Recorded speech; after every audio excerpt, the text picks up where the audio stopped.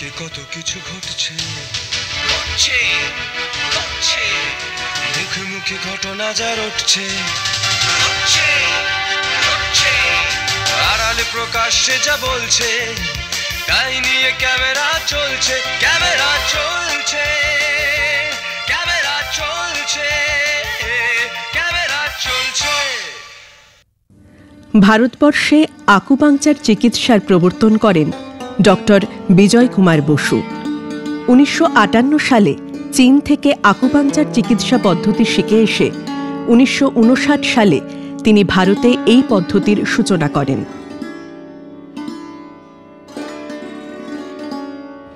1973 সালে acupuncture anaesthesia শেখার জন্য আবার চীনে যান।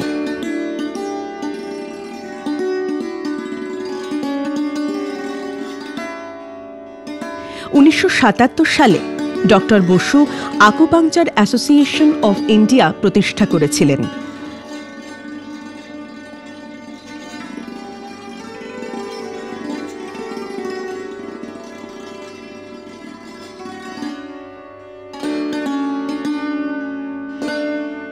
মানবদরদী সমাজসেবী ডক্টর বসু তাঁর বসত বাড়ি এবং সঞ্চিত অর্থ আকুপাংচার চিকিৎসা বিকাশের জন্য রাজ্য সরকারকে দান করে যান।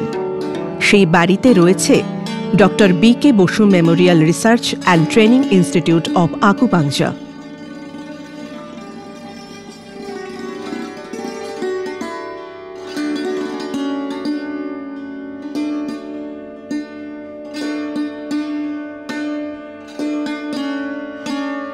সম্প্রতি ডক্টর বিজয় কুমার বসুর জীবন ও কাজ নিয়ে একটি মিউজিয়ামের আনুষ্ঠানিক উদ্বোধন করা হয়।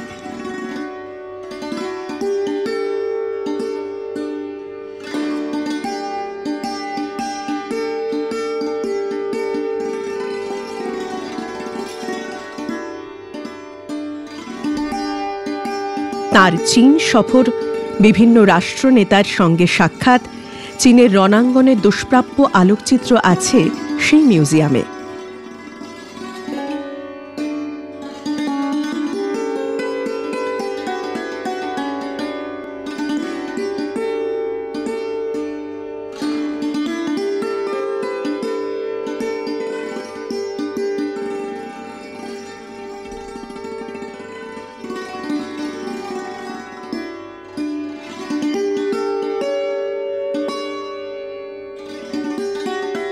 এছাড়া রয়েছে তার লেখা ও তার উপর লেখা বিভিন্ন বই, আছে তার ব্যবহৃত আসবাবপত্র।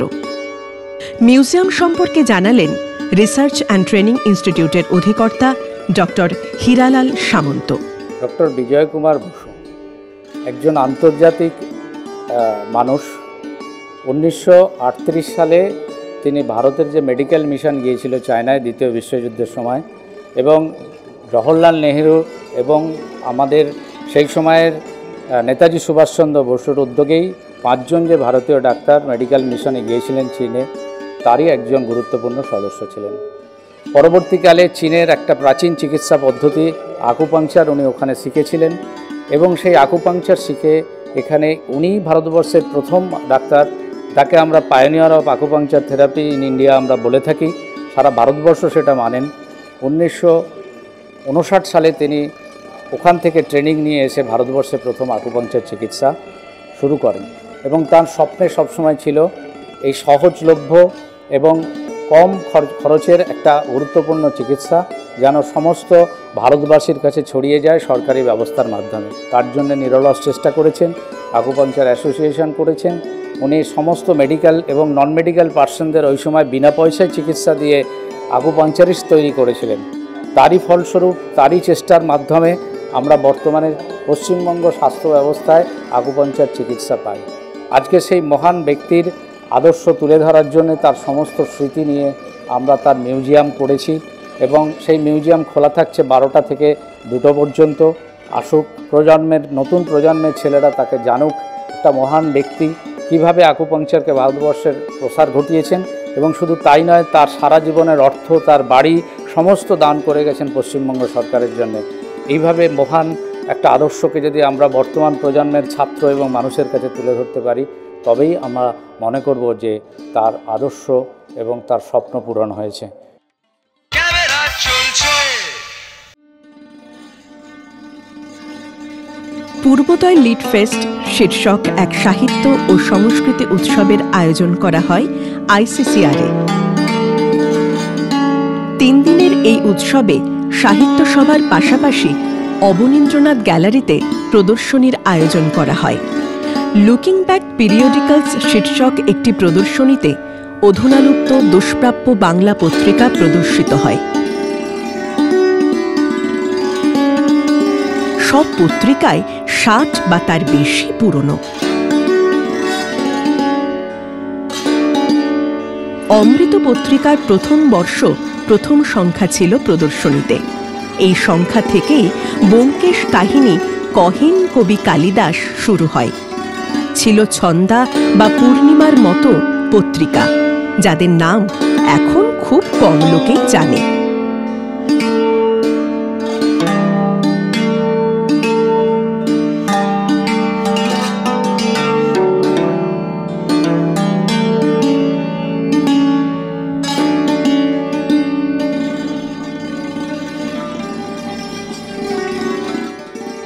সংগ্রাহক সোমনাথ রায় জানালেন, ছোটবেলার থেকেই আমার পত্রপত্রিকা পড়ার একটা অভ্যেস তৈরি হয়েছিল।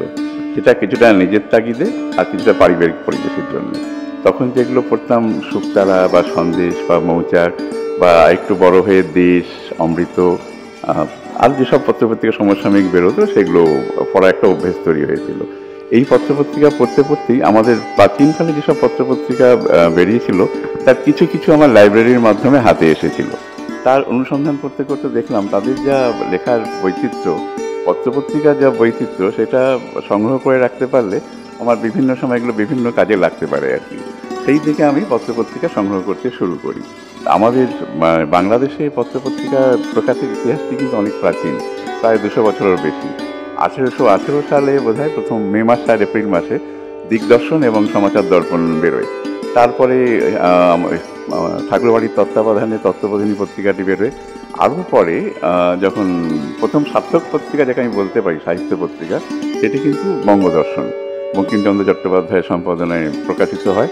এবং প্রথম বিশ্বযুদ্ধের আগে যেসব পত্রিকা বেরিয়েছিল, দুটো প্রবাসী বা যমুনা এইসব পত্রিকা বেরিয়েছিল, কিন্তু দুটো বিশ্বযুদ্ধের মাঝখানে কিন্তু আমাদের পত্রপত্রিকা প্রকাশে একটা বিস্ফোরণ ঘটে নানান বিষয়ের উপরে।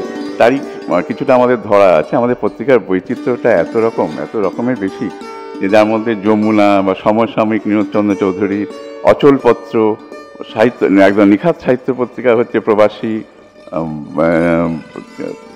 প্রবাসী রয়েছে, ভারতবর্ষ রয়েছে, মাসিক বসুমতী রয়েছে, এবং ছোটদের পত্রপত্রিকা একটা বিশাল জগৎ, মুকুল, সখা সাথী, সখা, শিশু, তারপর সন্দেশ, মৌচাক, এগুলো রয়েছে। তারই কিছু কিছু করে আমরা এখানটায় ধরে রেখেছি। এবং ওই সময় সিনেমার পত্রিকাটা বিশাল প্রকাশ ছিল। প্রথম যে পত্রিকাটি বেরিয়েছিল সেটি আমার হাতে নেই, কিন্তু দ্বিতীয় যে পত্রিকাটি বেরিয়েছিল চিত্রপঞ্জি, সেটা আমার কাছে আছে, এখানটায় রয়েছে। তারপরে নাচঘর বেরোয়, নাচঘর রয়েছে, সাহানা রয়েছে। অন্যদিকে ডাক টিকেটের একটি প্রদর্শনী আয়োজন করা হয়। প্রদর্শনীর শিরোনাম আ ফিলাটেলিক এক্সিবিশন অন লিটারেচার। প্রদর্শনীতে পূর্বাঞ্চলের সাহিত্যিকদের ওপর যেসব ডাক টিকিট প্রকাশ পেয়েছে তা প্রদর্শিত হয়।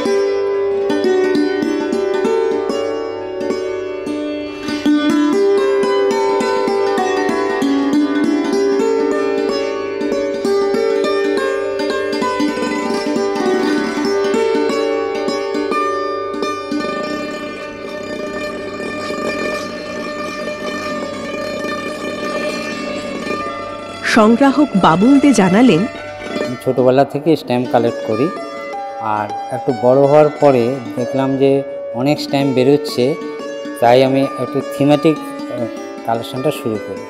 তাতে আমার কালেকশানের হলো পেন্টিং, আর্ট, লিটারেচার ইত্যাদি।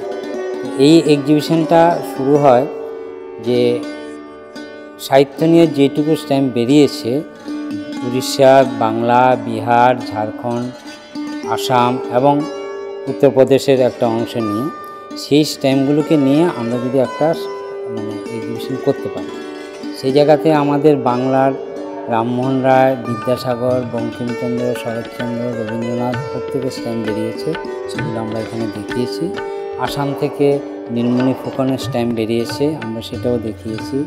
যেমন হিন্দিতে রাহুল সংস্কৃতায়ন, কবির, বিদ্যাপতি, তারপরে প্রেমচাঁদ ইত্যাদি সবাই স্ট্যাম্প বেরোয় এবং তাদের সম্পর্কে একটু রাইট আপ দিয়ে আমি এক্সিবিশনটা করি।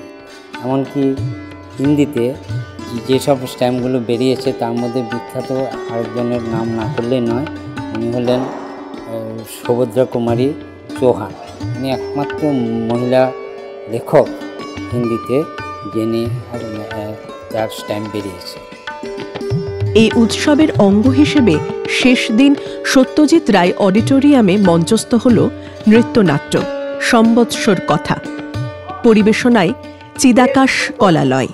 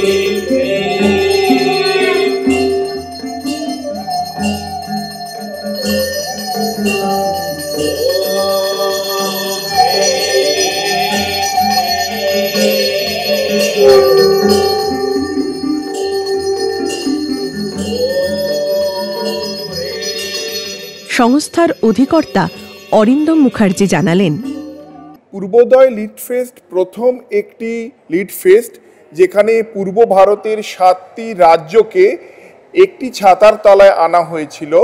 তাদের যে কমন কালচারাল হেরিটেজ, তাদের যে কমন সাহিত্যিক যে সম্পৃক্ততা, সেটিকে এক জায়গায় আনা হলো এবং একই সঙ্গে সাধারণ মানুষের এর ভেতরেতে যোগদানের মাধ্যমে এটাকে বলা যেতে পারে এটি একটি পিপলস লিড ফেস্টে পরিণত হয়েছে।